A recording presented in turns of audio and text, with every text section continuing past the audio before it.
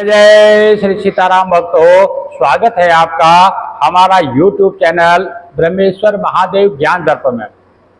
भक्तों, आज जो हमारा चर्चा का विषय है, आज हम आपको जो है बुध जो प्रदोष व्रत आता है, यानी जब बुधवार को जो प्रदोष व्रत जो त्रयोदशी तिथि आती है तो बुध प्रदोष व्रत कहलाता है, उसकी कथा हम सुनाने जा रहे हैं। भक्तों, भगवान भूत भावन भोलेनाथ जी को जो है त्रयोदशी तिथि अति प्रिय है। तो त्रयोदशी अर्थात प्रदोष का जो व्रत करने वाला मनुष्य जो है हर्षदा सुखी रहता है, उसके संपूर्ण पापों का जो है नाश होता है, और जो इस व्रत को करते हैं उसको जो है मन चाहे उसकी इच्छा उसे पूर्ण होती है, और जो भी मतलब उसके मन में अभिलाषाएं होती हैं, जो भी उसकी इच्छाएं होती हैं, कैलाशपति भगवान शंकर जी है जो है उसकी सारी इच्छाओं को पूर्ण करती है। श्री सूर्य जी महाराज कहते हैं कि त्रयोदशी का व्रत करने वाला 100 गाय दान करने के बराबर फल को प्राप्त करता है। इसलिए जो है तो है तन मन धन से जो है भक्ति मनसा वाचा कर्म, हम मन से वाणी से कर्म से पवित्र होकर के हर मनुष्य को जो है इस त्रयोदशी का जो व्रत करना चाहिए। भक्तों, जैसे बुध प्रदोष का जो व्रत होता है वो सर्वकामना सिद्धि के लिए बुध का जो प्रदोष व्रत किया जाता है। वैसे तो भगवान भोलेनाथ जो है औघड़दानी है, वह देने वाले का जो है भंडार भरते हैं। भक्तों, अब हम आपको जो है बुध प्रदोष व्रत की जो है कथा वो हमको सुनाने जा रहे हैं। भक्तों, बुध प्रदोष के व्रत की कथा इस प्रकार से है। श्री सूर्य महाराज कहते हैं कि इस व्रत के दिन में जो है मनुष्य को जो है सिर्फ जो व्रती है उसको शाम को एक बार जो है भगवान भोलेनाथ का पूजन के पश्चात ही जो है प्रदोष के पूजन के पश्चात एक बार भोजन करना चाहिए। इसमें जो है हरी वस्तुओं का ज्यादा प्रयोग करना चाहिए और हरी वस्तु का दान करना चाहिए। यह व्रत जो है भगवान शंकर जी को अति प्रिय व्रत है। शंकर जी की पूजा जो है धूप दीप बेलपत्र आदि से जो है अपना जो है मनसा वाचा कर्म पवित्र होकर के तन मन धन से यथाशक्ति जो है उनका पूजन करना चाहिए। कथा इस प्रकार से है। प्राचीन काल की कथा है कि एक पुरुष का जो है नया नया विवाह हुआ था। वह गौने के बाद जो है दूसरी बार पत्नी को लिवाने के लिए अपने ससुराल पहुंचा।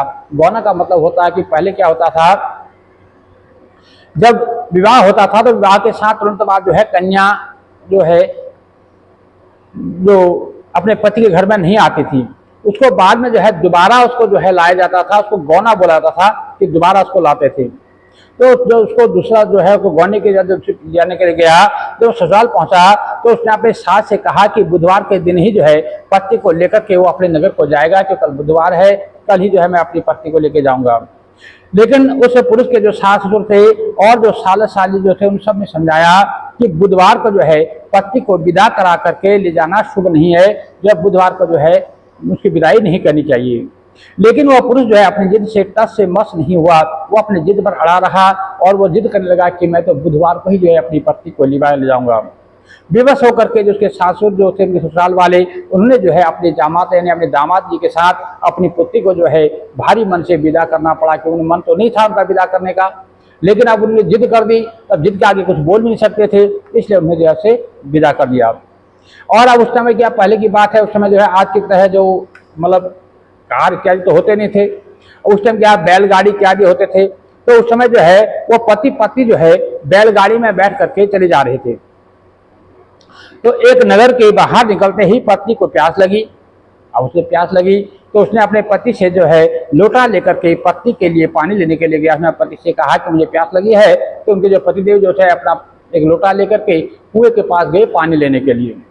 जब वह पानी लेकर लौटा तो उसके क्रोध और आश्चर्य की सीमा न रही, क्योंकि उसकी पत्नी जो है किसी अन्य पुरुष के लाए लोटे में से पानी पी करके हंस हंस के बचा रही थी कि कोई और, जब तक वो पानी लेने गया तब तक कोई और व्यक्ति जो है पानी लेके आ गया और पानी पी करके जो है उससे हंस करके बातें कर रही थी। ये देख करके उसके पति को जो है अच्छा नहीं लगा, उसको जो है क्रोध आ गया और वो क्रोध में जो है आग बबूला होकर के उस आदमी से जो है झगड़ा करने लगा।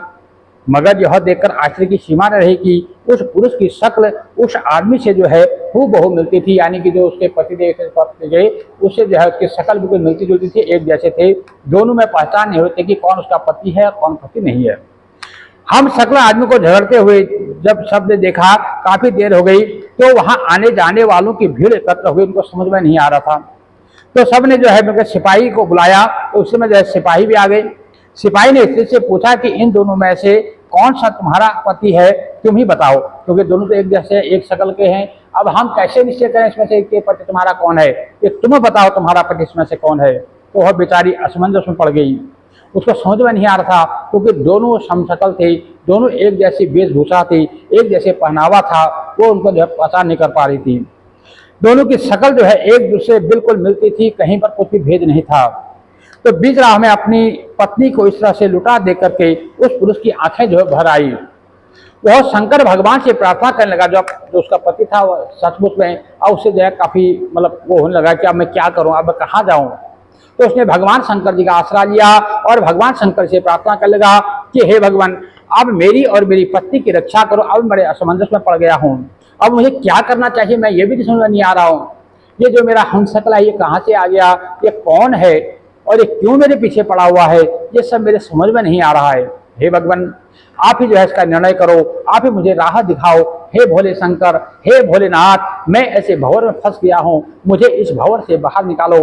हे अवघड़दानी, हे कैलाशपति, हे उमापति, नाना प्रकार के स्थितियों के गिड़गिड़ाने लगा और भगवान शंकर जी से जो है प्रार्थना करने लगा और कहने लगा कि हे भोलेनाथ, मुझसे बड़ी भूल हुई जो मैं जो है बुधवार को अपनी पत्नी को जो है विदा करा कर लाया, क्योंकि मेरे सास ससुर, मेरे ससुराल ने बहुत मना किया, मैंने उनका कहना नहीं माना, मैंने अपने से बड़ों का कहना नहीं माना, मैं अपने जिद पर आ रहा।